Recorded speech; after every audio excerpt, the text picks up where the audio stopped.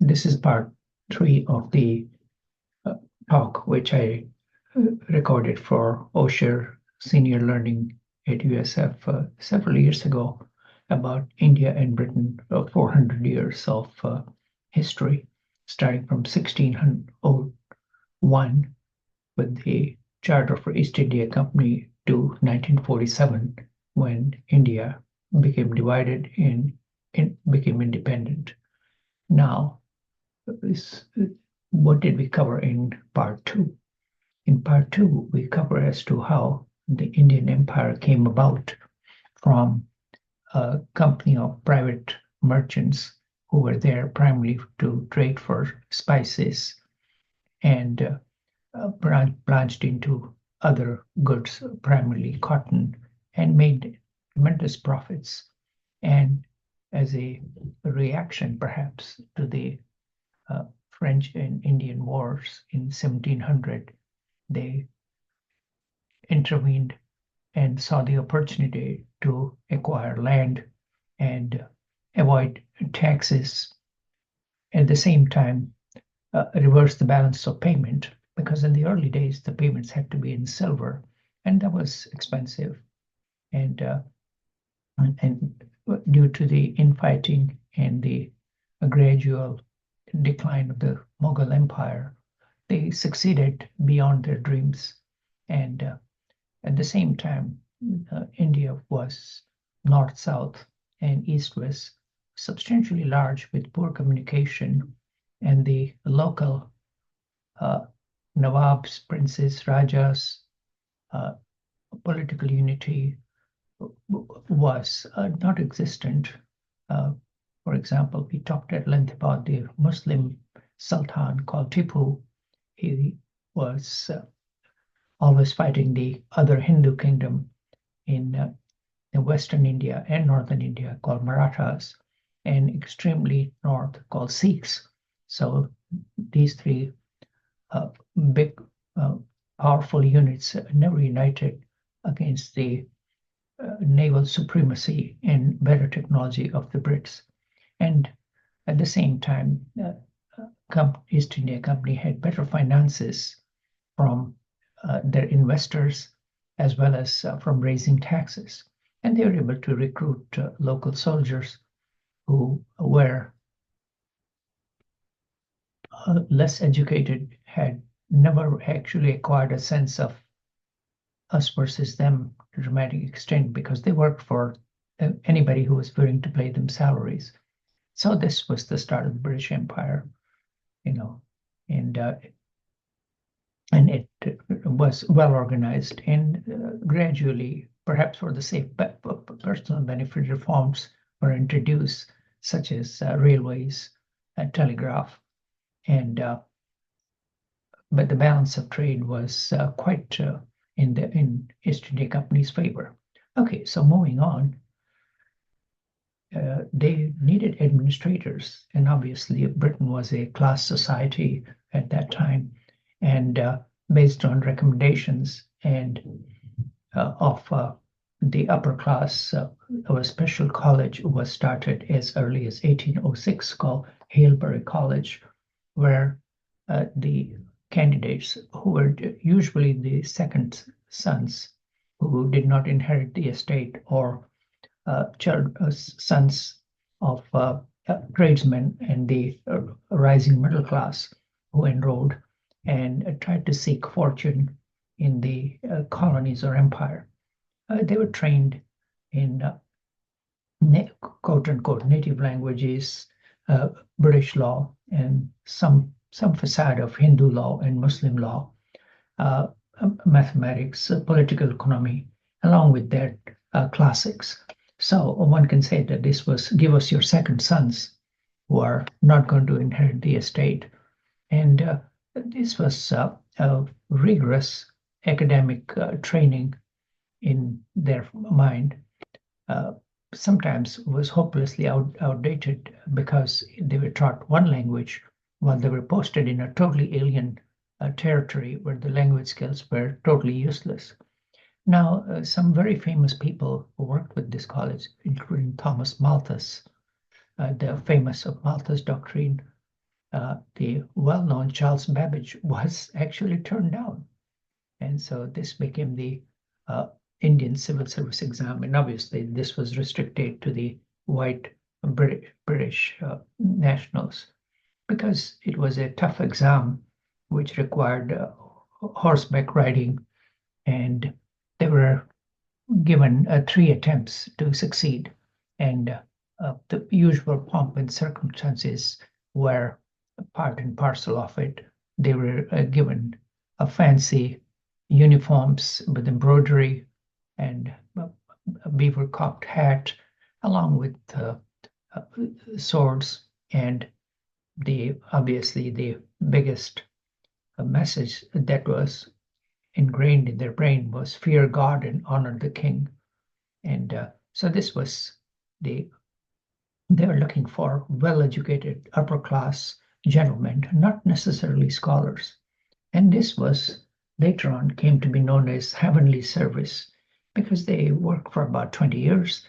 These were young people who joined in their 20s and obviously serving in the developing and expanding empire, worked for about 20 years, were guaranteed handsome pension, and went back and were able to either enter politics or retire like a country squire. So it was a highly prized position. And initially, the graduates of Oxford and Cambridge were reluctant to leave the country and work. But later on, obviously, some of them were trained in the so-called classics as well. and they were set to follow the rules and write lengthy reports. Now, as I mentioned earlier, the journey from Europe to India was hazardous before Suez Canal opened up, and it was health-wise was not a picnic by any means. So there were far few women who were accompanying their spouses. So in order to avoid the cross-cultural marriage and mistresses were coming into vogue, as we mentioned earlier, with the rise of Anglo-Indian community. There's actually several women who were sent. They were as early as 1671. They were given a handsome sum of 300 pounds to make them last in the colonies, and their very task was to find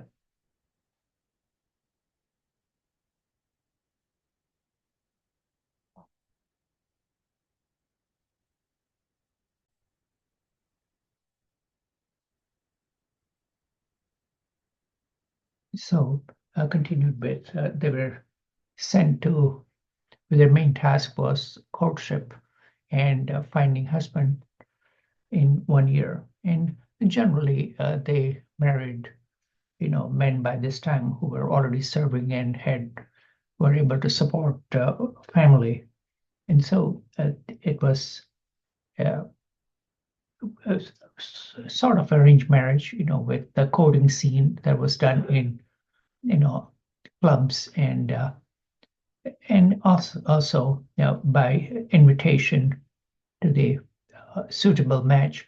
And again, this was continued to be a very formal society where the invitations were according to rank and file, and only the colonel's wife could send out the invitation, and the hierarchy that was there prevalent in Britain was very much maintained.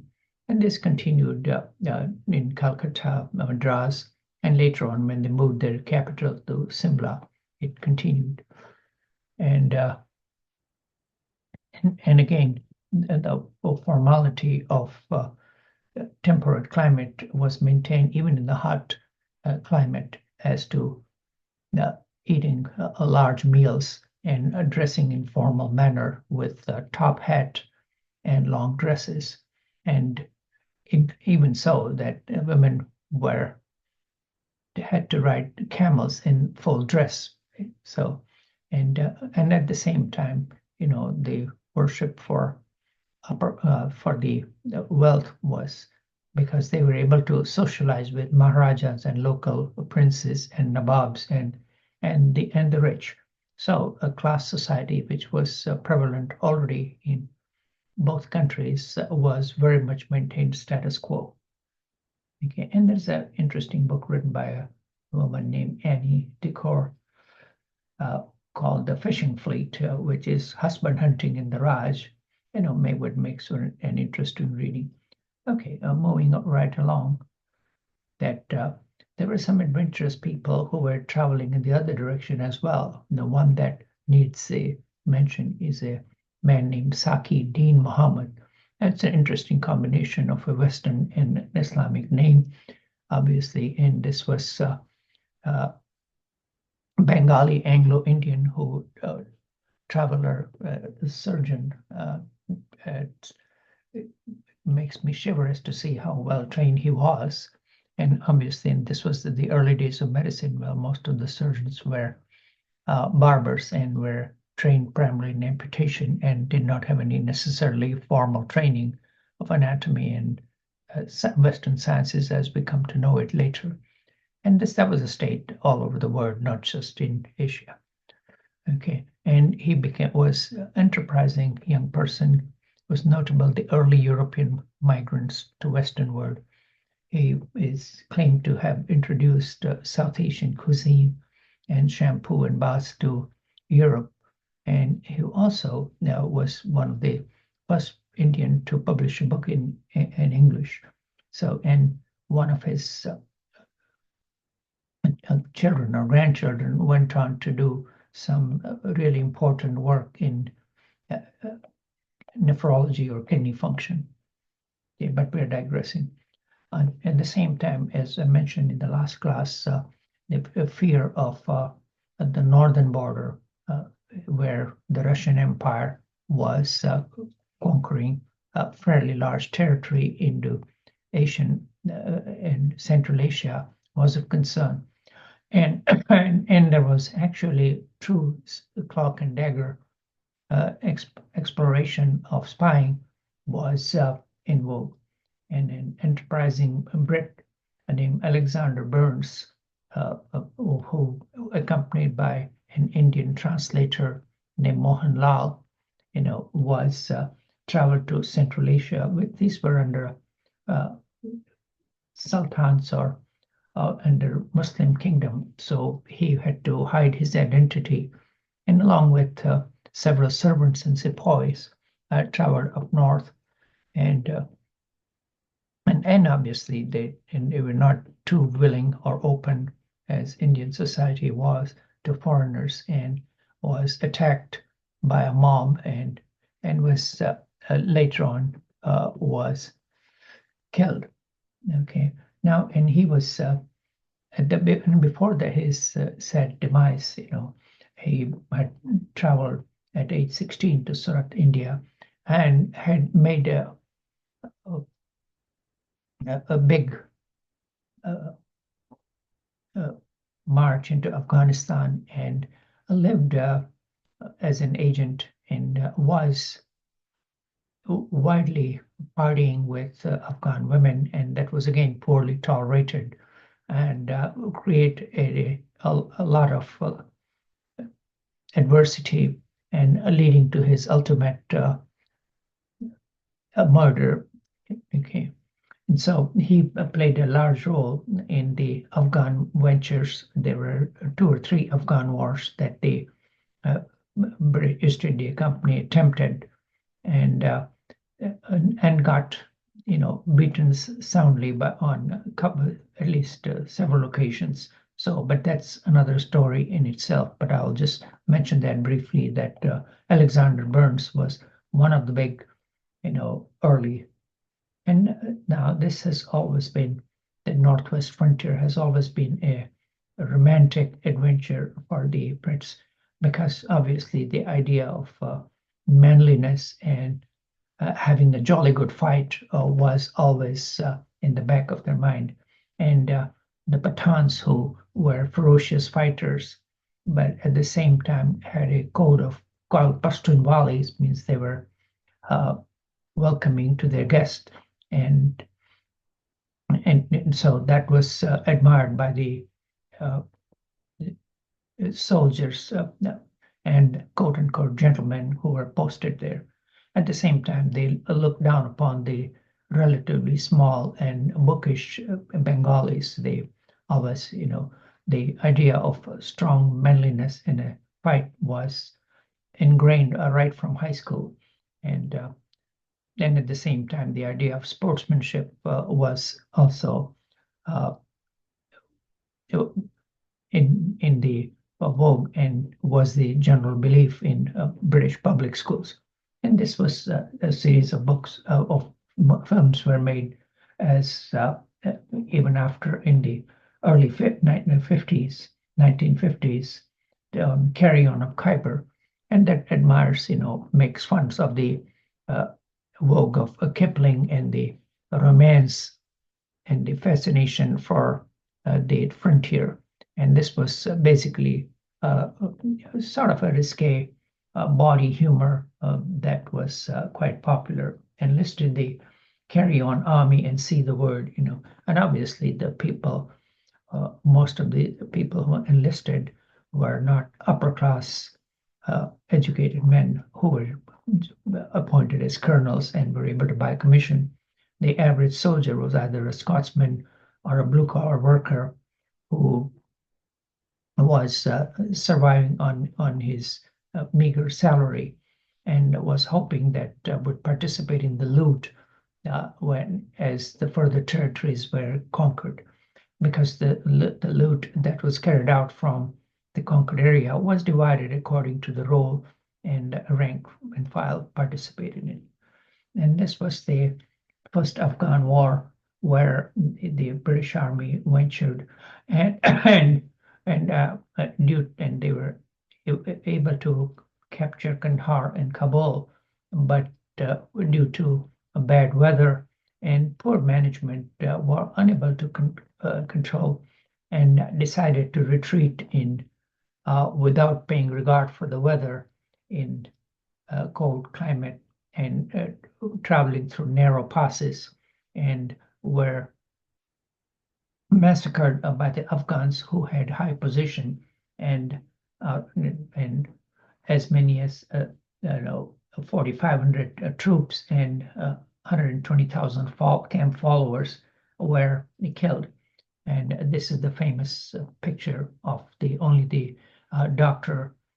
Bryden, who, being injured, staggered on his horse across the border into Peshawar, which was a part of the Northwest Frontier Province. And this may have influenced the story of Dr. Watson in Sherlock Holmes. And there were several Afghan wars that took place, and they would capture the province, would try to control it for a while, and realize it was too much to manage, and decided to appoint their own men. And as long as he did not collaborate with the Russians, that was his only requirement. So they meddled into king-making and appointing their favorite men on the Afghan throne.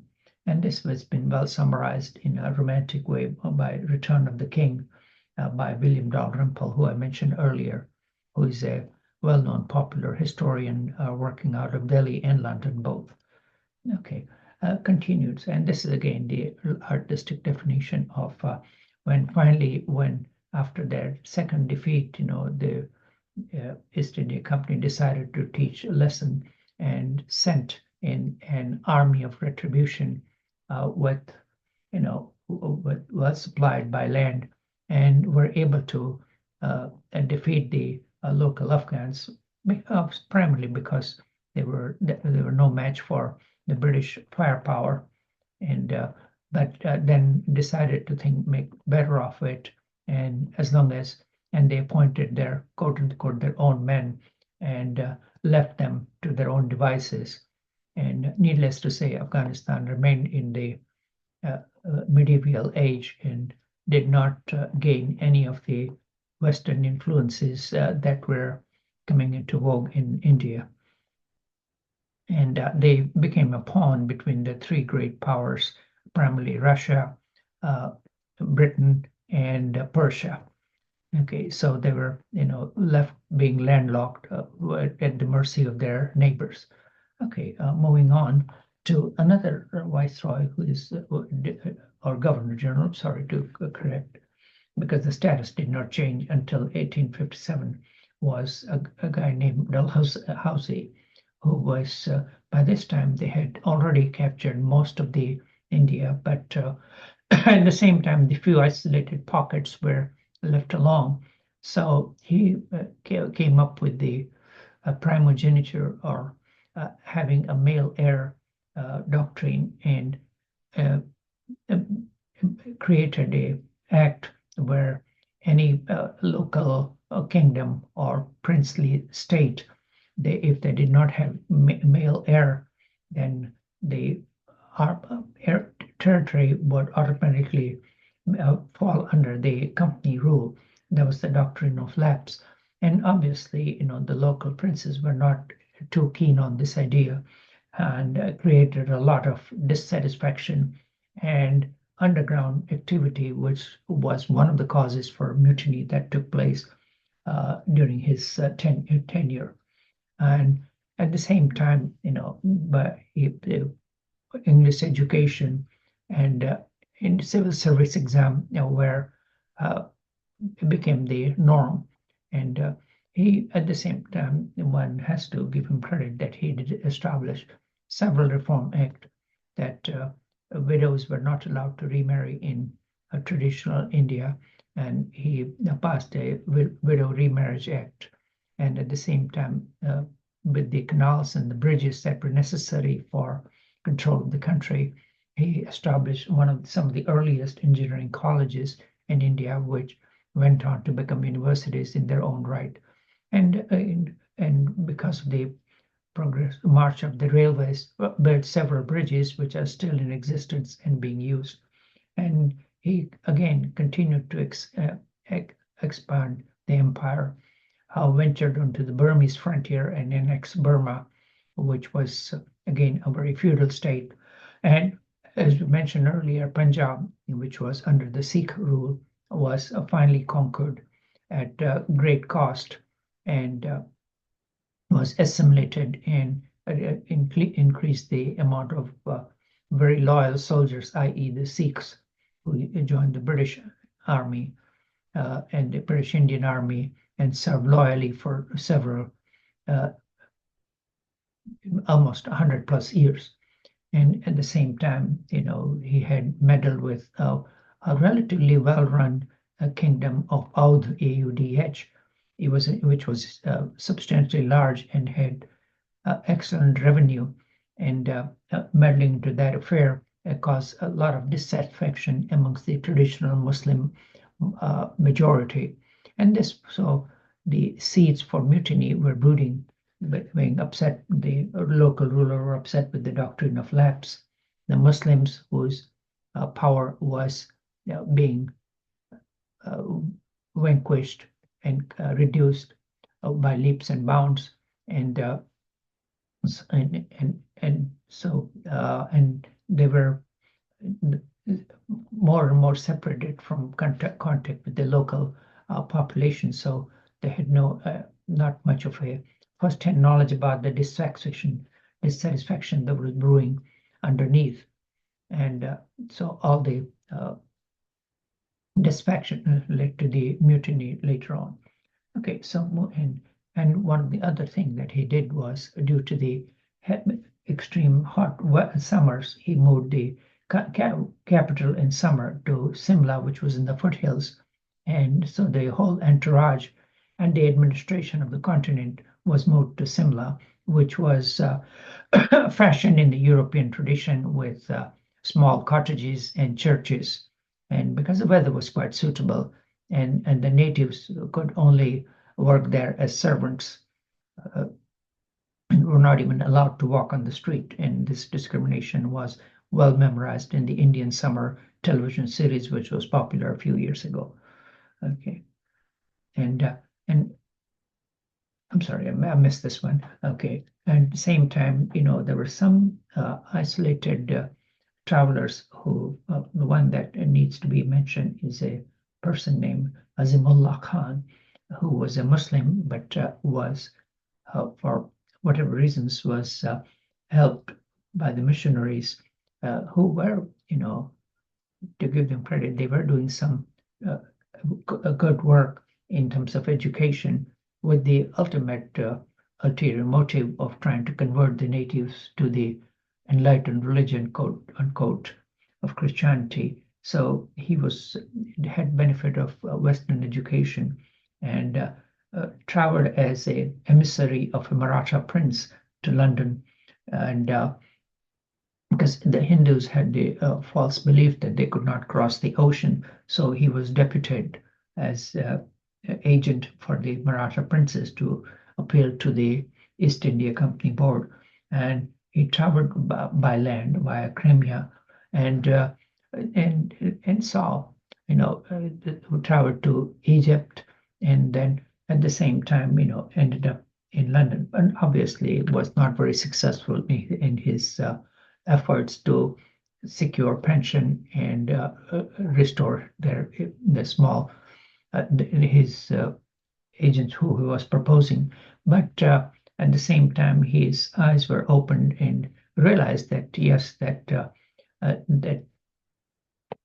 Muslim rule was very much in vogue in the rest of the world, and decided that the foreign rule was not exactly in India's benefit, and wrote various subversive pamphlets, and again provided some intellectual background for the mutiny. Okay, now in order to make sure that the army can travel from where the majority of rule was based in Calcutta all the way to the frontiers of Kabul, which you can see from Bengal to northwest frontier, a road was built, and that name came to be known as Grand Trunk Road, and traveling through the major centers of Delhi and Lahore. I mean, at that time there was no Islamabad at that time, and no Pakistan, but the Afghan war was very much on the company's mind, and the communication not in a formal way was in vogue from time of Alexander's entry into the northwest frontier, and the Muslims used it for conquering primarily they entered through the northern routes. Majority of invasions of the Indian subcontinent have taken from the northern routes because the Himalayas were a natural barrier. So, the Muslims from the west, at the same time, northern Mughals, they all entered to the northwest frontier. And this is the region where most of the mutiny took place as well. Okay, now hopefully this will play and will not incur the copyright wrath when I upload to YouTube. The troops attacked their British officers and set fire to their quarters. The entire European community of 1,000 men, women, and children fled to a half-built barrack block on the edge of the city, hastily fortified against attack. 2 days later, Nana Sahib joined the rebels with his own army and took personal command of the siege. The makeshift fortress was raked by cannon and musket fire. As the mullah mockingly called it, Fort Despair.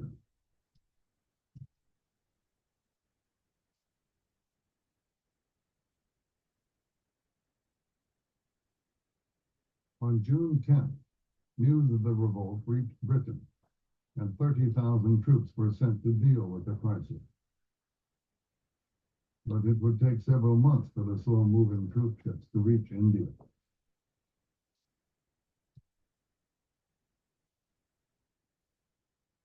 Meanwhile, at Kanpur and nearby Lucknow, the beleaguered British garrisons held out week after week under constant bombardment.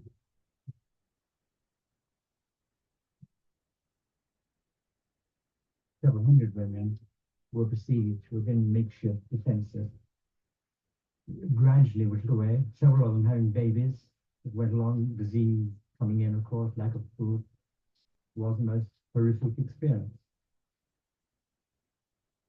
One of the women, 18-year-old Amelia Horn, described the horrors in detail.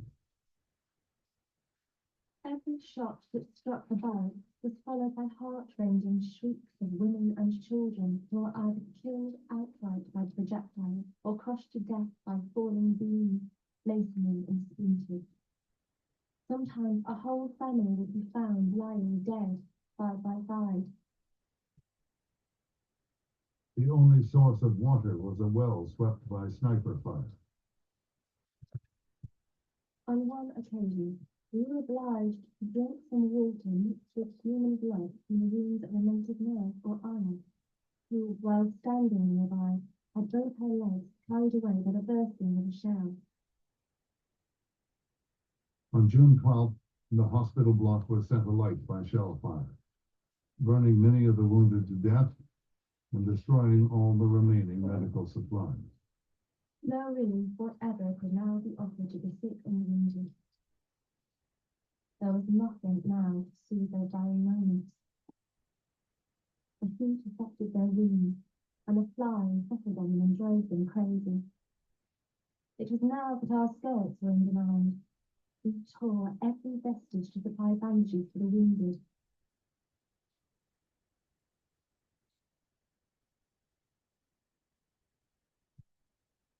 On the 25th of June, 1857, Nana Sahib offered a deal. If the British would move out, he guaranteed safe conduct for the survivors to leave Kanpur by boat down the River Ganges. They had no choice but to accept.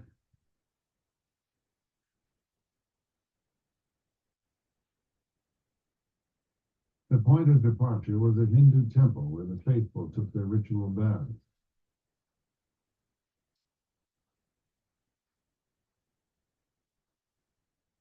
A fleet of boats had been assembled with native crews to pump the survivors to safety. Thatched awnings protected them from the heat of the sun. But as the Europeans climbed aboard, the boatmen leapt ashore, scattering burning embers from their cooking stove. Hundreds of native troops emerged from hiding and fired volley after volley into the burning boats.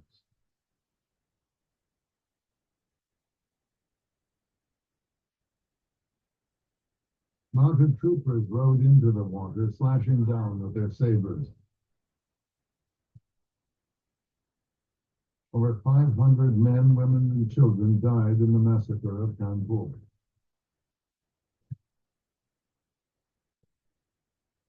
Just 4 men escaped downriver to tell the tale. About 120 women and children who had survived the slaughter were rounded up on the riverbank.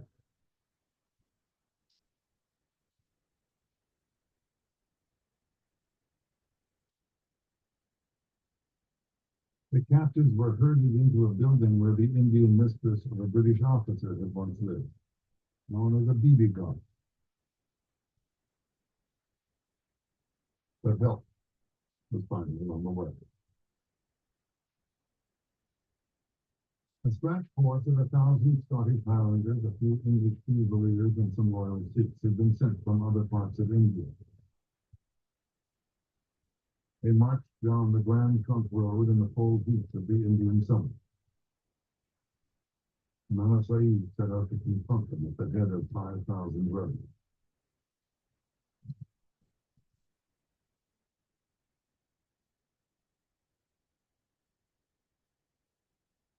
The new rifles played a key role picking the rebels off at long range. The result was a victory for the British. The survivors fled back to the city to warn their supporters. The British are coming like mad beasts, carrying for neither cannon nor musketry. At the Bibi Gar, the number of captives had risen to 180 women and children, crowded into the 3 rooms and courtyard of the house. Many of the prisoners were wounded, dying of cholera and other infections, or broken by heat and despair. A few recorded their experiences on scraps of paper. or scratched them on the walls with charcoal and broken bits of pottery. I could hear the rumble of guns as the relief force neared the city.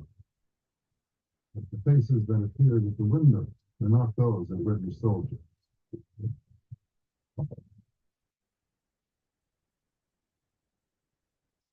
The mutineers fired 2 volleys into the crowded room. But sickened by the slaughter, they refused to fire again. 4 butchers were recruited from the town.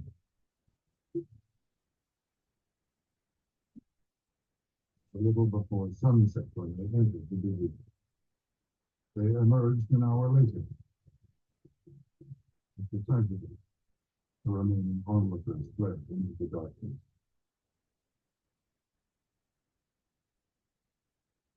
In the morning, a party of volunteers arrived to clear the bodies. They dragged them out of the building, stripped them of their blood-soaked clothing, and threw them down a nearby well. Eyewitnesses reported that several women and children were still alive, but they were thrown in along with the mutilated corpses. I think the tax on women can be explained in terms of belief that the honour of a particular group is reposed in the women. And often when a group is conquered in war, women were taken away as slavery and so on. This was just a part of humiliating them anyway. The streets of Kanpur were deserted as the relief force entered the city. Thousands had fled before them. Loyalists directed the advance guard to the Bibiga. The first to open the door was a young officer of the 78th Highlanders. He reported that the scene he saw was the most awful that the eye could behold. He was wrong. A few moments later, he found a way.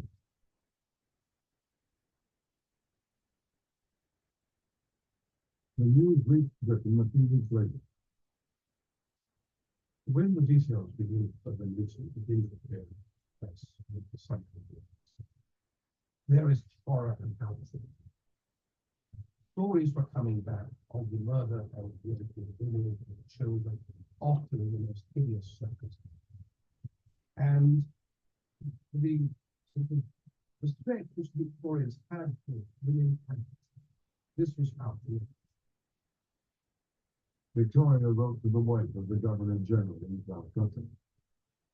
Our thoughts are almost solely occupied with India.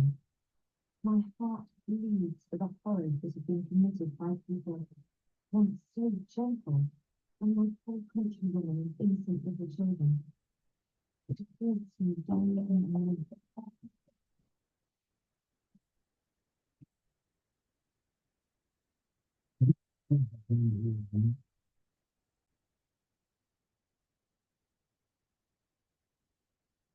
Okay, so this was a rather long, primarily made for the British audience consumption because this massacre, horrid as it is, it does not dwell into the causes of the mutiny at all, and which we'll get into. And this was Not only the word.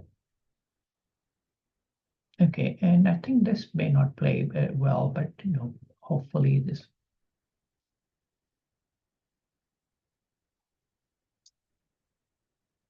For 50 years into the reign of Queen Victoria, now we were building massive steam-powered ironclads like this, HMS Brilliant, a ship so strong, so powerful, no enemy ship ever dared attack it. Truly, in the words of the old song, Rule Britannia, Britannia rules the waves. Now, why am I getting so overexcited about this hulk of metal? Well, I'm trying to express the confidence that we Brits felt at this extraordinary moment in our history. Here we were, the world's first industrial nation, leading the world in innovation and technology, in control of territories across the globe from whom we bought raw materials, to whom we sold manufactured goods. And our status as a global superpower seemed so utterly secure because we had gunships with the latest breech-loading cannon and 5 inches of armored plate, and no one else did. But you know what they say? Pride comes before a fall. And I want to describe an incident from the reign of Queen Victoria when our imperial confidence, at least for a moment, was punctured. It's the story of the Indian Mutiny.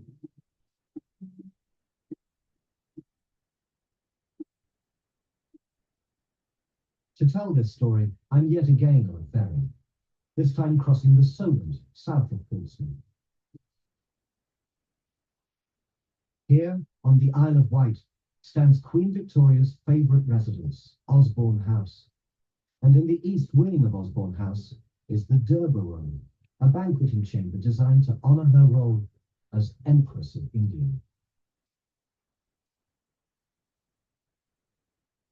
Now, when Queen Victoria came to the throne in 1837, India wasn't yet under direct British control. At that stage, as I've explained, India was run by a private British company, the East India Company. And that situation continued until the year 1857. India erupted in rebellion. It began with a mutiny. Local troops in the pay of the East India Company were angry at the introduction of ammunition greased with pig and cow fat, an insult to their religion. But soon this mutiny spread into something far worse, a full-scale uprising across the subcontinent, a violent rejection of British control, a rejection of the imposition of Britishness on the Indian way of life.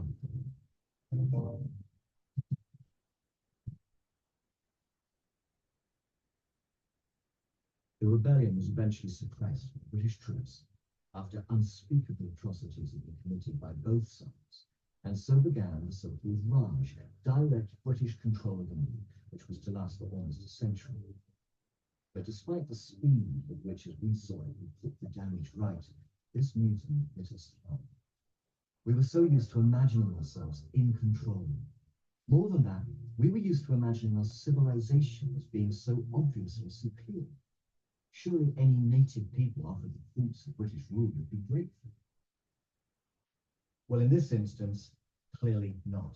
And so we've looked to the roots of the mutiny for lessons. And we've remembered how from the 1830s onwards we've begun interfering with native customs, legislating against traditions that we deemed uncivilized. We'd outlawed sati, the practice of throwing widows onto the funeral pyres of their dead husbands. We'd outlawed thugi, a vicious sect of highwaymen who waylay travellers on the roads. So far, so good. But then, we'd gone too far. We looked at India's great religions, Hinduism, Islam. We didn't understand them, we didn't like them. And so we'd sent out Christian missionaries to convert Hindus and Muslims to what we believed was the one true faith. And in so doing, we'd stirred up the discontent that turned a mutiny into a full-scale uprising. India, under the Raj, was the jewel in the imperial crown. But the crisis from which the Raj was born, the mutiny of 1857, revealed the fragility of our empire.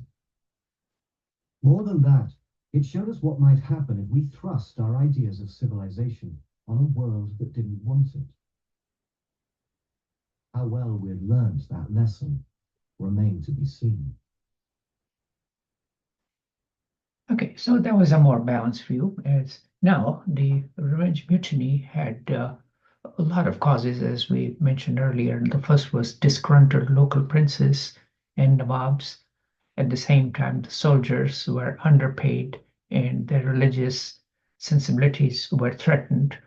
And obviously, the farmers were being sucked dry with cash crops. And the Muslims who had ruled the subcontinent for several hundred years were rightly chagrined with the loss of power. So all these factors combined, and at the same time, this was a relatively uneducated and poorly informed subclass, which did not have access to the Western technology of communication, railways, and the leadership was lacking. So This started in a small barracks in northwest India, but the rest of the India was more or less isolated due to lack of communication, and they did not have any interest. In fact, some of them preferred the law and order that was provided in the calm that was provided by the British administration. So the entire South and even West was separate, and the more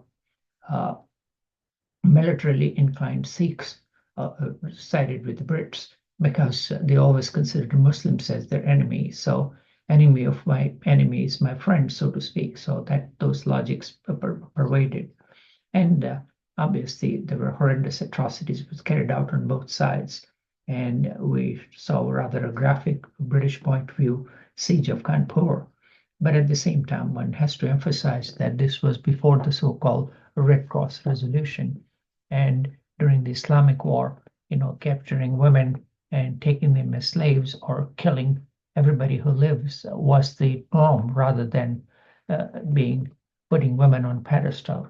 And even that habit of warfare, the total warfare, continued even when the Turks and the Genghis Khan invaded what is Anatolia, Iran, because they killed almost everybody who was around. There was no consideration for women and children, totally different from the Victorian norms. And both sides were guilty of massive retributions when finally the British power and communication and leadership succeeded in putting down the rebellion. And a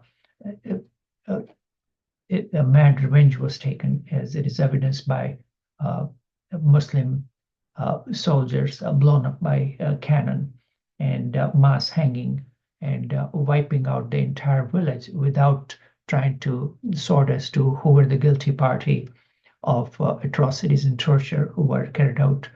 And now, one side bit that is not well mentioned in Indian history, primarily due to the fact that India during independence was secular and did not want to upset the Muslim sensibilities, was the role of jihad and the early rise of Wahhabism. Wahhabism has totally infiltrated the ideology of fundamentalist pure Islam in Saudi Arabia and the rest of the Islamic world, especially in the Sunnis. And some of the ideologies had their start in northwest India when the Muslims thought that the reason they had lost the empire was because Islam had become corrupted with dance and song and wine, and that was part of the reason for the downfall. Now, on the British side, the revenge was on the minds of the so-called grandees and even people who had never held a gun in their life. In fact, the famous Charles Dickens was so to have quoted, "I wish I was the commander-in-chief. I should proclaim that I considered my holding the point by the leave of God, and I should do my utmost to exterminate the race." Okay, so in the history has counted that there were 100,000 Indian soldiers who were slaughtered in reprisals, but the number may have been a lot more. So the correct statistics is hardly reliable. So those were the, and obviously this created a big wound on the British psyche, who considered themselves invincible, and finally decided to change the composition of the army with larger white soldiers in any regiment or battalion representation, and dividing up the natives according to caste and tribe. And the numbers of games substantially change, and the administrators and the upper class rulers isolated themselves to separate areas of barracks or the so-called White Town. And these were some, so to summarize, these were some of the causes of the mutiny, religion being the prima facie one, money, and follow the leader of the local princes, because a small kingdom or principality, and had a huge loyalty to the leader, either may it be Muslim or Hindu or Maratha, any. And last but not the least, fundamentalist Islam played a role of substantial part. And these were the rifles that were tipped the balance. And a recent book written by a popular historian named Charles Allen, God's Terrorists, showed the fanaticism that was a part of some of the Muslim soldiers, that even they knew that they were outgunned and outmanned, they continued fighting with the jihad. So the word jihad came into actual practice and was carried out by a large number of people. The spread of Wahhabism was linked to Ibn Saud family, and who united what is present-day Saudi Arabia, and some of the parallel trajectory of various reform movement in northern India led to something in Islam is called Deobadi religious college, okay, which promoted very strong fundamentalist Islam, okay, and this is still the roots and the consequences of these are still apparent in various madrasas that are prevalent in modern day Pakistan and Afghanistan to a large extent. Okay, moving on. This was one of the painting of the retribution as to the British conquering the tiger, conquering, and the retribution that was carried out was painted in the Indian tiger is being slaughtered.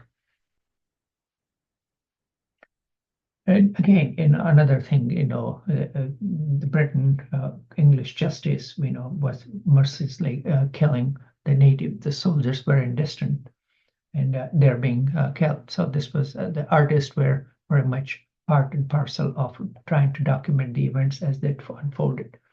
Now, obviously, at this point, Queen Victoria, based on the advice of her ministers, decided to dissolve the whole East India Company, because obviously they were outstretched and their management left total chaos in her empire, and so it was put under direct control of the India Council under Secretary of State. So the Parliament took over, and instead of the companies deputing the Governor General, the Crown decided to appoint the administrator, and the Indian civil service got a lot more leeway.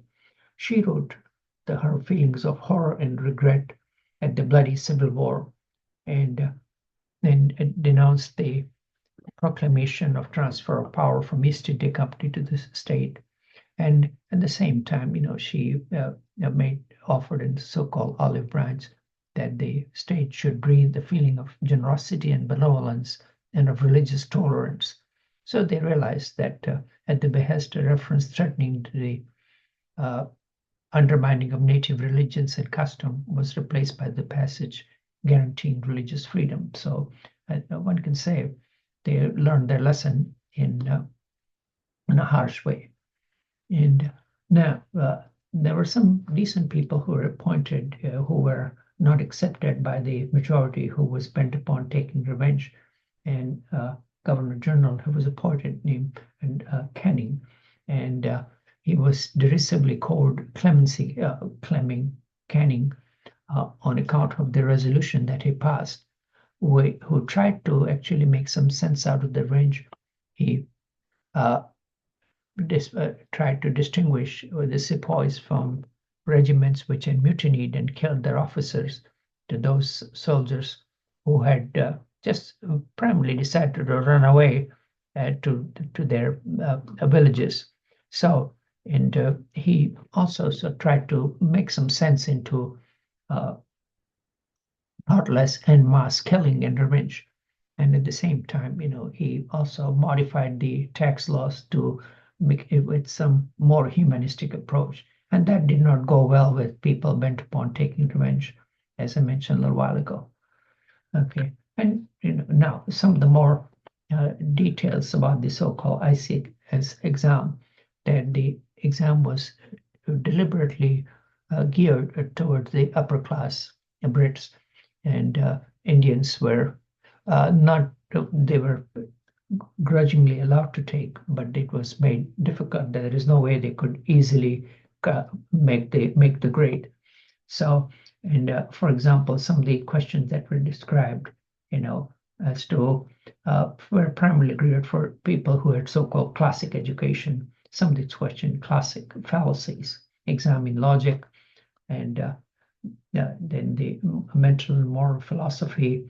And so this was based on very Anglican or Christian philosophy, and primarily it was designed for somebody who had so-called Oxbridge education.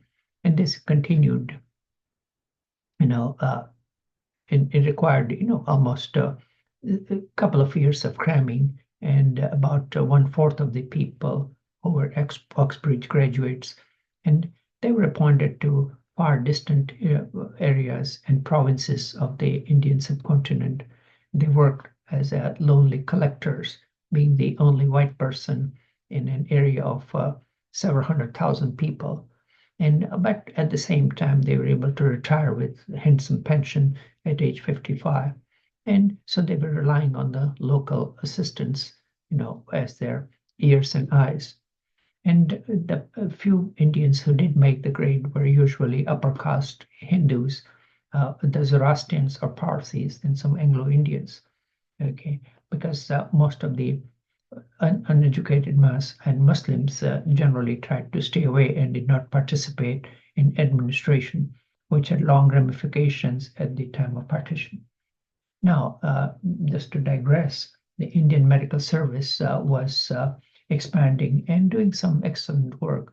The one person that needs to be mentioned is Ronald Ross, who was worked for the Indian Medical Service for 25 years, and he's credited to have discovered the cause of malaria, which was rampant in the subcontinent in Africa.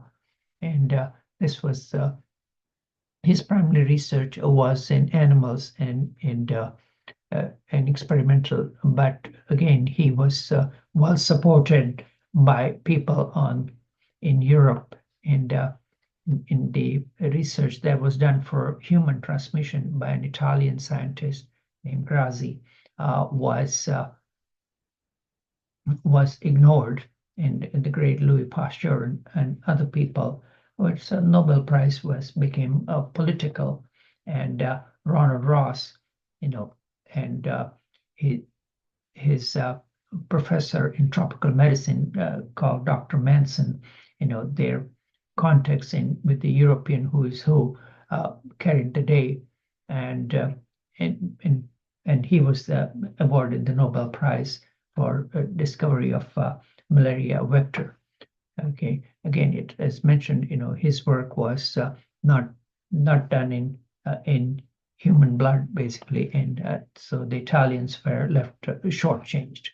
Okay, so that's a part of the other history, and so okay, and but again, we are not getting too much into the medical history right now, so we'll move along. Now, at the same time, we mentioned earlier that the college, individuals, freestanding colleges were established as early as 1835. These were expanded into university system, and the University of Bombay came into existence in 1857, and you can see that buildings are still being used. And the first medical college based on Western style education was established again in Bombay, and a private college was established called St. Xavier's by German missionaries, and it is still, very much in use and considered one of the elite universities in the Indian subcontinent. And again, to summarize as to why the empire, the primary reason was money, markets, and manpower.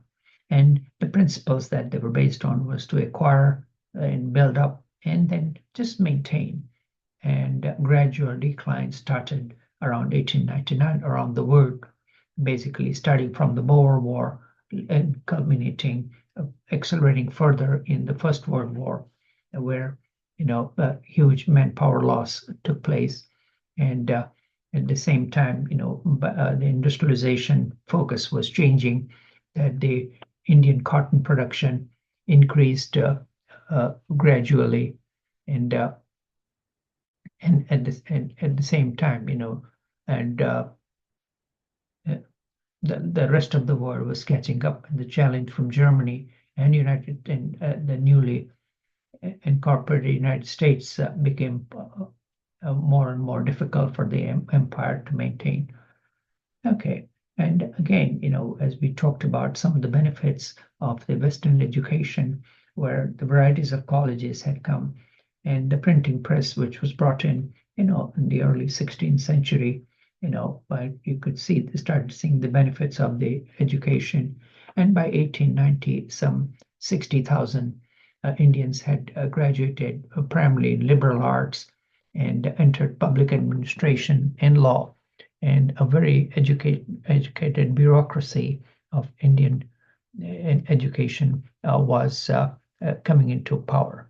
And by 1887, a lot of mid-level civil positions were occupied primarily by Hindus, and 45% were held by Hindus and 19% by Eurasians. That means people of mixed race, and the rest were Europeans. So Muslims were a very tiny minority, and usually the other top-level administration posts were reserved for white people, basically, and primarily Britons. And so this was, again, education continued to expand by leaps and bounds, and the curriculum primarily followed the classical British traditions, emphasizing English literature and European history. And this again became the hotbed of Indian nationalism as time went by. And let's hopefully this will play. We're going to look at the history of education in colonial India under British rule. We'll see this is not an entirely encouraging story. Until Indian independence in 1947, educational expenditures per capita were less than 1% of GDP. To put this in perspective, consider the time period from 1860 to 1912. During these years, per capita expenditures on education in India were among the lowest in the world. Per capita, it averaged less than 1/100th of a pound per year. For purposes of comparison, in the Indian princely states, which were independent of British rule, it was about twice as high per capita. In Brazil and Mexico, it was about 5 times as high per capita. In the other dependent British colonies, it was about 18 times as high, again, per capita. As late as 1911, there were fewer than 3 primary schools for every 10 Indian villages. Educational expenditures often were controlled by local rural district boards. These boards were comprised of both British colonial officials and local elites. It seems the local elites had a great deal of influence over how the money was spent. For instance, in districts where Brahmins were a relatively high percentage of the population, there was more money spent on advanced secondary schooling, but there was not more money spent on primary schooling. In districts with a high proportion of Brahmins, there was a greater share of money spent on roads. This may be because the Brahmins were businessmen who wanted to get their goods to market, or because the Brahmins wanted to make it easier for themselves to get to the cities.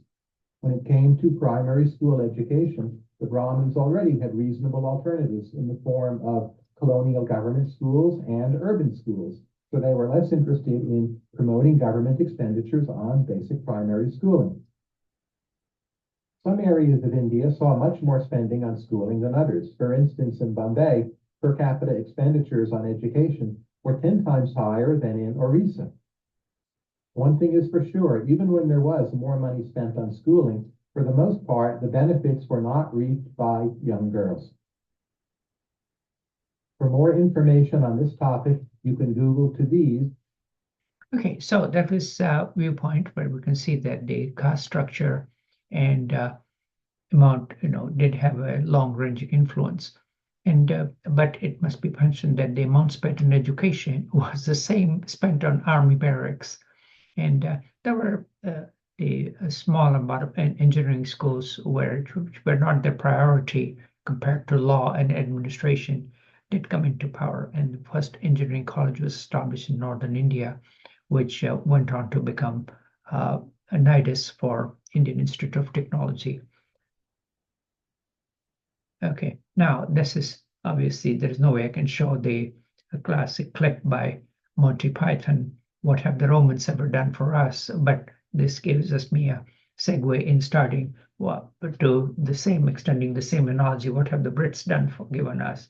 Okay, well, good organized taxation system and documentation, a political army, and well-established civil service, which continued administration in spite of who was governing.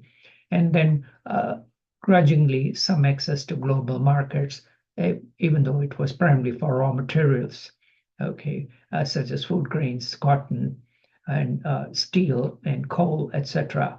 And then slow but grudgingly start to education, some type of social reform, which was again helped by the locals who realized the good and bad of the Hindu and the Muslim traditions. And again, the digging of the canals to increase food production, which multiplied eightfold. And the whole country was connected by railways, postal mail service, and telegraph.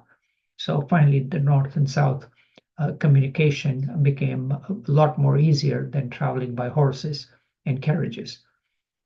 And so this was, in the land the settlement of land revenues that was started as early as 1793 under Cornwallis was again, the first socio-economic regulation, and then again it sort of established a feudal system with the settlement of rajas and local princes, who were called, and the Indian word for that is zamindar, called landlord system. So it was similar to what was prevalent in Britain with estate holders, and they were the ones who were asked to collect rent from peasants.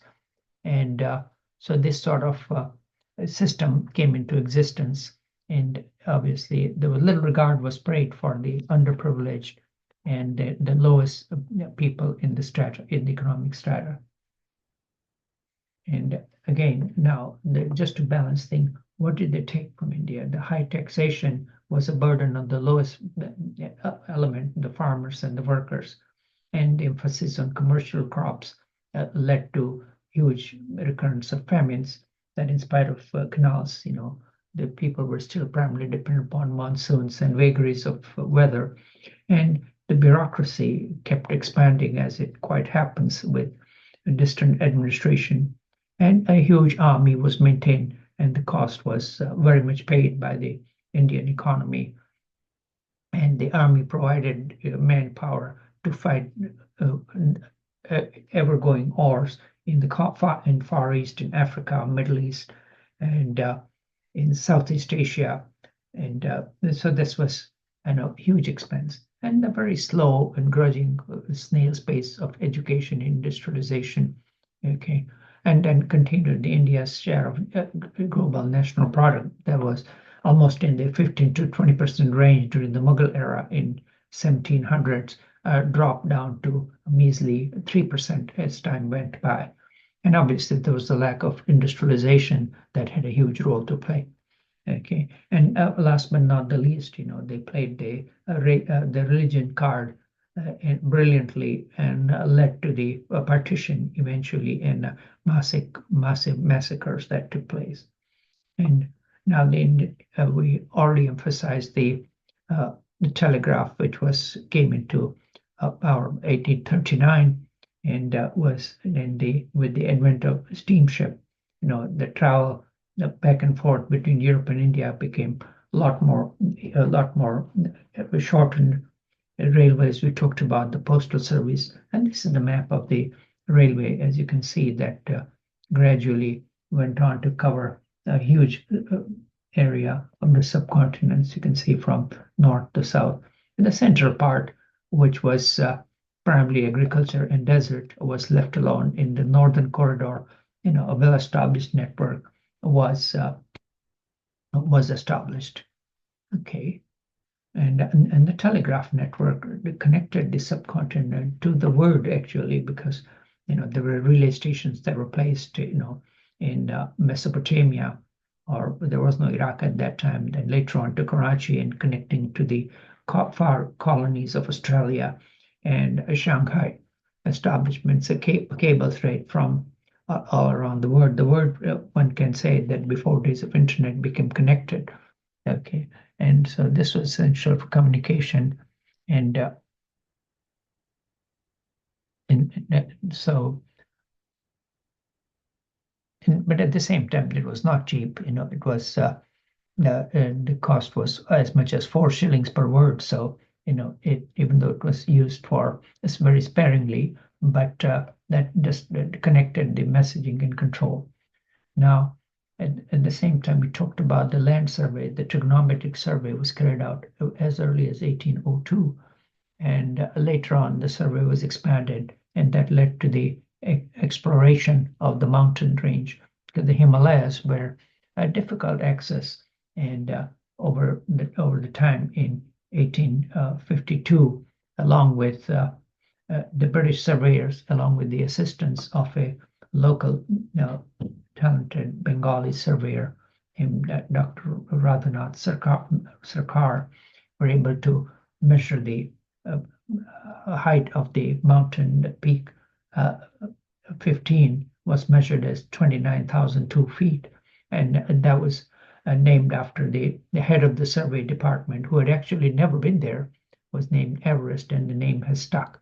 And is different in the local Nepali languages totally, but the name Everest has become more accepted. Many other local names have existed, but they've been lost to history. The local name was called Diodunga, Holy Mountain, and the Tibetan name for that is Chomolungma, which appeared on a map that was published as early as 1733, but somewhere along the line was conveniently forgotten. Okay, and so this is the story of the quote-unquote measurement of Mount Everest that was part as a result of the trigonometric survey of the subcontinent. Okay, moving along, there were some forays that were made of training Indians into education. And one woman that needs to be mentioned was Anandi Joshi, who was a young Hindu woman and but in Orthodox the society. And with the help of US-based missionaries, was encouraged to, and with the support of her husband, was enrolled in one of the earliest foreign women who was educated at Women's Medical College and obtained an MD degree in Pennsylvania in 1886. And this picture that was available was a woman from Japan, a woman from Syria, and Anandiben Joshi. And she eventually, even though she was a child marriage, she eventually went back to India, and unfortunately was not able to practice for a long time and died of tuberculosis at a rather young age. Okay, moving on to the Indian entrepreneurs and businessmen, par excellence was the Parsi businessman who was the first Asian elected to the House of Commons. He was a businessman along with a mathematics teacher, obtained education at the University College of London, and was decided to live in London, and did some real good analysis of the finances of the subcontinents, and pointed out, much to the dismay and chagrin of the Tory conservative establishment, that the pensions alone cost 30 million pounds to the Indian subcontinent. And he again showed as to how the export just were totally one-sided and literally drained the subcontinents dry, and proposed what is called as a drain theory, and explained the abject poverty, and emphasized that how the illnesses and the riparian trade practices taken law. And for whatever reasons, this was accepted by the rising labor movement and became the first MP, much to the shock of the white establishment and conservative establishment as to how a dark-skinned person can join the holy grounds of the British Parliament. But he was a force to be reckoned with, and really was considered the grand old man of the independence movement. Now, a word or two that of the Indian Army, and Indian Army was obviously a huge number of recruits who were trying to escape poverty for regular salary from different walks of life, enlisted, and this was not an easy job. Okay, then and that was a risk due to wars, and was fought all over the world in harsh conditions, and were not well supplied, and they never had the latest weapons that were assigned to the British Army and the white soldiers. So it was a risky job, but they did work. And this was and the people in power were well aware of it. And a limerick that was in vogue was, "We do not want to fight, but by Jove, if we do, we won't go to the front ourselves. We will send the mild Hindu, the Gurkhas, the Sikhs, and the Muslims." And at the same time, back home, the local population had numerous famines, which caused not economic hardship and a lot of unnecessary death. And 3 famines that occurred within a span of about 25 years in 1876, 1896, and in 1900. So famines which were relatively rare during the Mughal era became really a very common occurrence.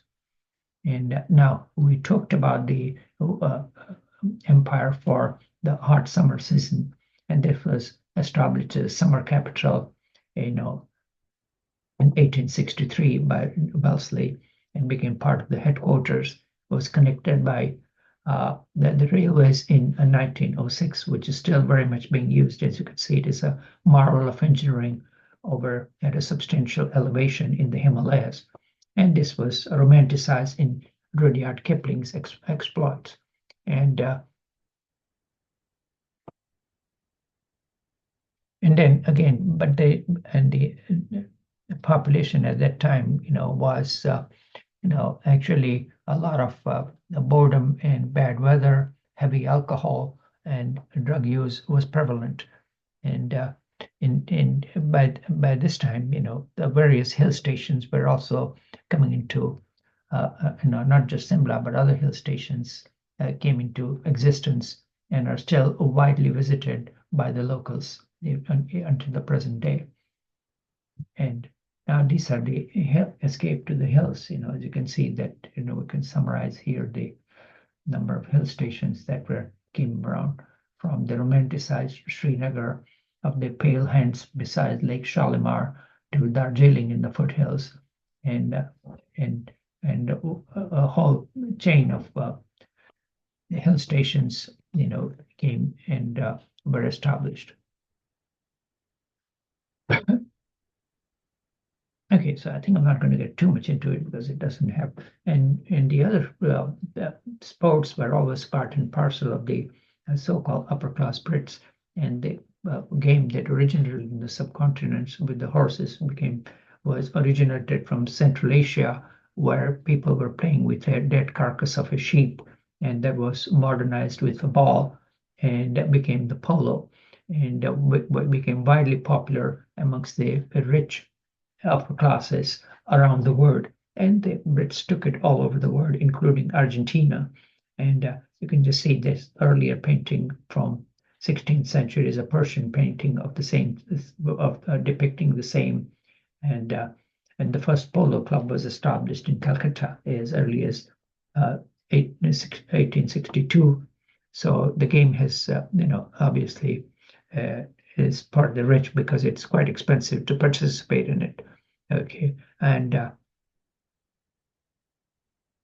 again, the social structure was very much carried out. I alluded to earlier that the top was, of course, the viceroy, who was appointed by the India Council, followed by regional governors, followed by the civil service establishment, which was depicted in collectors in each district, along with the civil surgeons, and the army unit came in next, followed by the people who owned the tea estates and and industrial thing. And later on, where the lowly tradesmen were, who was called boxwalas, the small scale travelers, peddlers, were mentioned by again Kipling, but they were at the lowest. And at the same time, the women were, again, were a lot more racist than the men to some extent.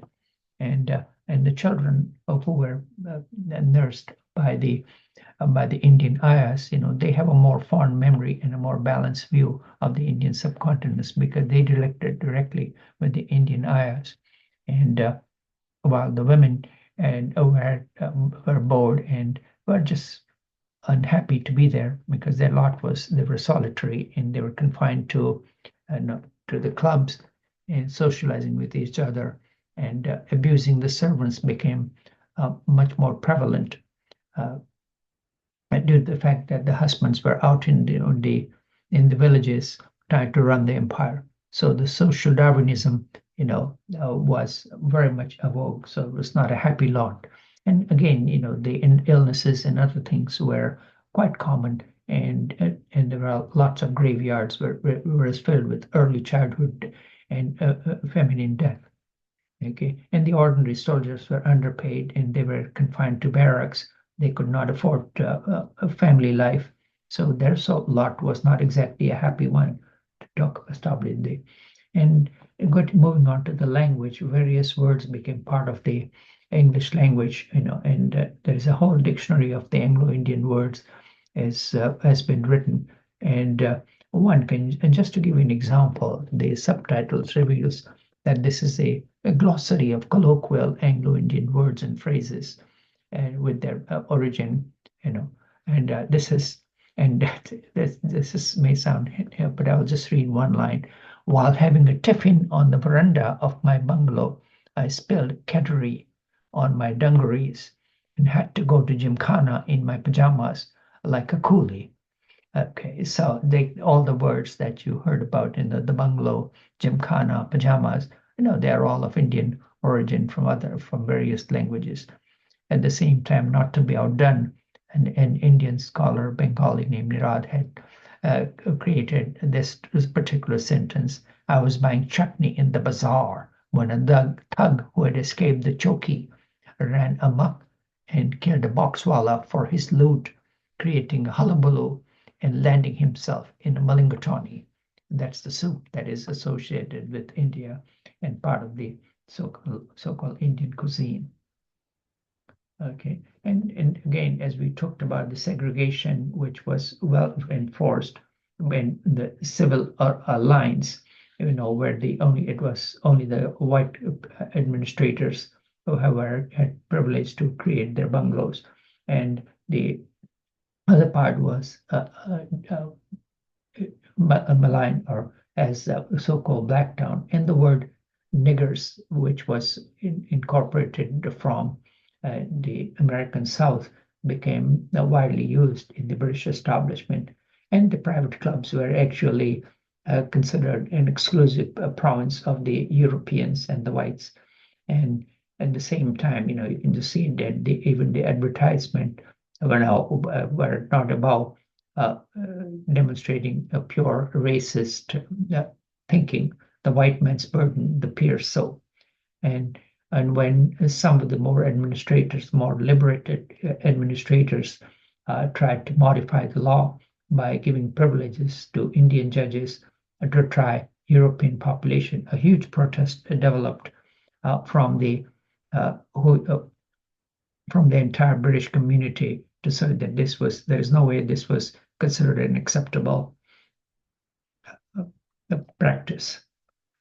Okay, and again, this was that Dickens's cartoon as to his offering the crown of the Indian Empire to Queen Victoria, and this was this was Disraeli, who was returned to power, and he passed the Public Worship Act, which removed the Catholic rituals from the Anglican liturgy, which was supported by Victoria, and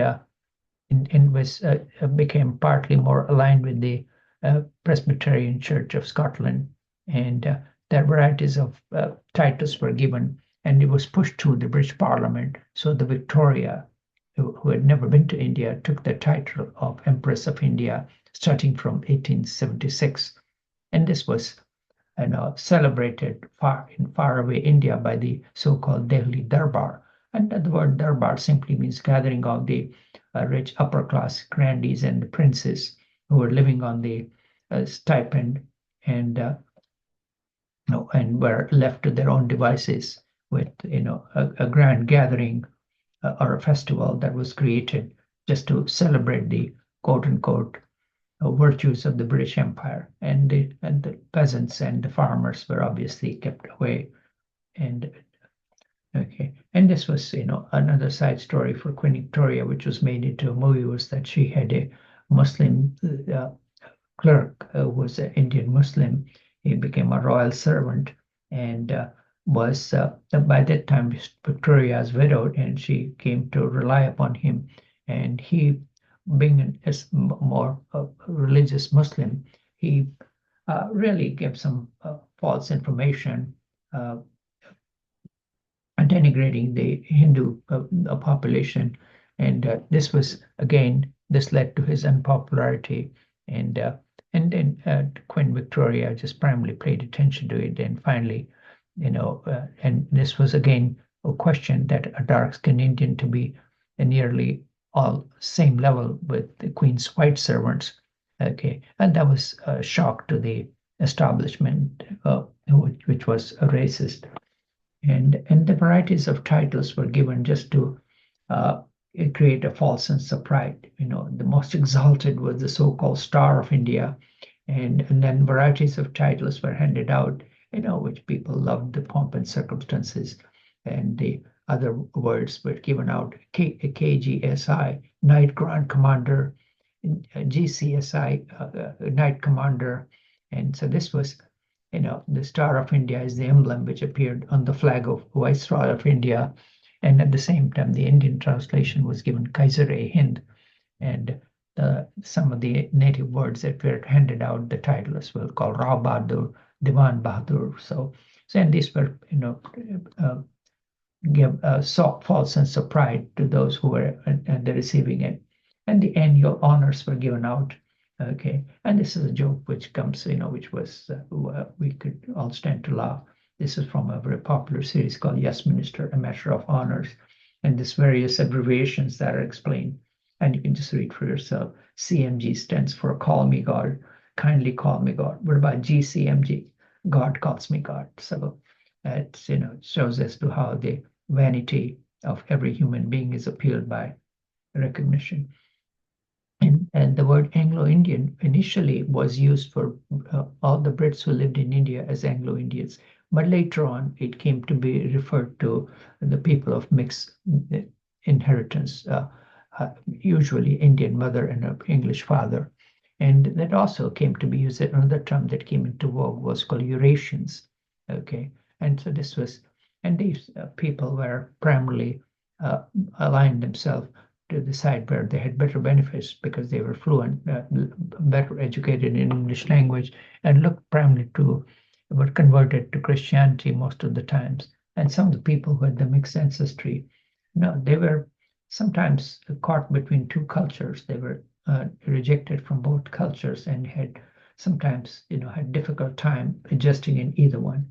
And some of the well-known people who made our actor Ben Kingsley, Merle Oberon, Vivian Leigh, okay, you could see they had combined ancestry. And this is a monologue from one of the. I was born in Allahabad in North India in June 1935.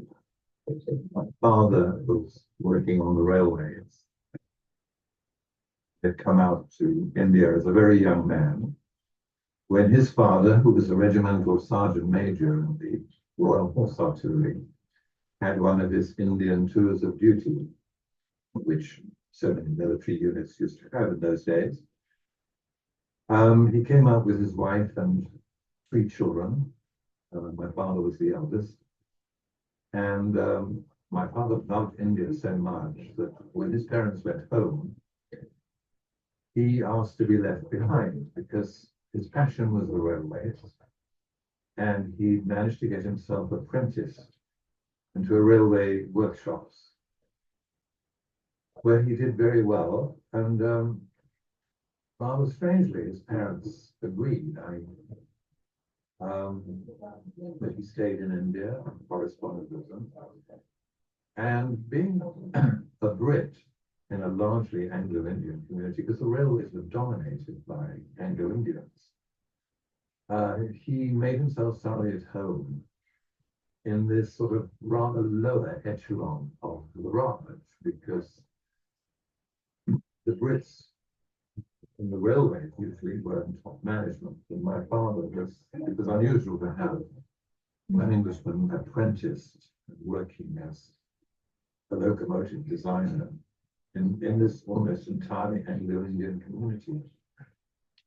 But he loved it, and he made great friends amongst the Anglo-Indians. And eventually he met my mother at a Railway Institute dance in Tumla, a place called Tumla. And apparently fell in love with her straight away, and was firmly resisted by my mother for a long time. So her mother told her that she should marry him because he would improve the blood, which gives you some indication of how important it was to be anything but Anglo-Indian in that day. Anyway, I was the first progeny, one of 3 sons, and I have no recollection of our dad, because very shortly after my birth, we moved, I think initially to Lucknow, and then eventually to Jamalpur, where my brother Paul was born about 18 months after me. Jamalpur was the great railway base in Bihar, in eastern India. Kipling wrote about it. He had a long chapter on it in his one of his books, and how if you were not in the railways, you really had no place or no reason to be in Jamalpur. It was that much of a railway city.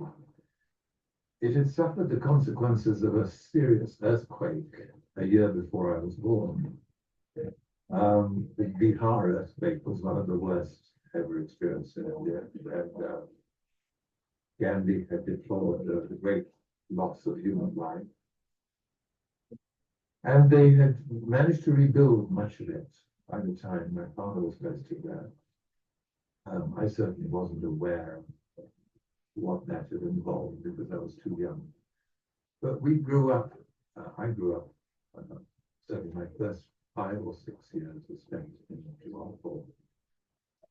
And then, following the pattern of so many other railway families, we began moving around from one railway station to another. They were generally So I think for the sake of time, I'm just going to short that in. For those who are interested, can look that up themselves, because otherwise it becomes it's a rather long distance. So I apologize for those who are interested can find out, but otherwise it's a trip down memory line for some people, and can see what else he has to say. But it's just, it's a fairly long tape. So I think, it's one can find for yourself. And these are. Now, again, India was a moth-eaten state, so to speak, because you can see that the East India Company and later on the British Empire had controlled the areas which were more lucrative, i.e. in the south, and Bengal, which was rich in agricultural product, and Punjab, which was again rich in grain products, and the local princes who were left to their own devices. So it may come as a shock to many of you that there were as many as 568 local princes, Nawabs, Rajas, Maharajas that were left alone. And some of the Indian areas were large. For example, right here, the Hyderabad was as large as 80,000 square miles. And it had, huge revenue of 16 million population. It had its own army, it had its own airline, railways. So, and the kings and the rulers lived in a very lavish lifestyle. Okay, now as we mentioned earlier, a lot of the Nawabs were really a despot and poor rulers. Some were exceptions, which we'll get to in just a minute, and they survived on the pomp and flattery. Okay, some they were as small as about 50 kilometers. Okay, and they were taken, impressed by the titles that were given. And some of them were totally, absolutely nutcases. Okay. But as long as they didn't cause any trouble and paid their share of the tax and the revenue, they were left alone to their devices and became a loyal second front for the British Empire. And so they were not interested in participating in the independence movement, which was starting. Now, one who deserves a good nod as a good ruler was a prince named Maharaja Sayajirao, who ruled a fairly large area in Western India, which was called Baroda or Vadodara, because the Brits had difficulty pronouncing the word Vadodara. Okay, so they butchered it as Baroda. Okay, and he was a very forward-looking prince. Obviously, he spent money on himself in building lavish palaces, but at the same time, he was a good administrator, established universities, employed Western educated teachers, and his revenue collection was fair, built roads, and was all in all was a very good administrator. And at the same time, while not upsetting the whole apple cart, was partial to the independence movement. And some of the Western educated Indians who were anti-British, he employed them.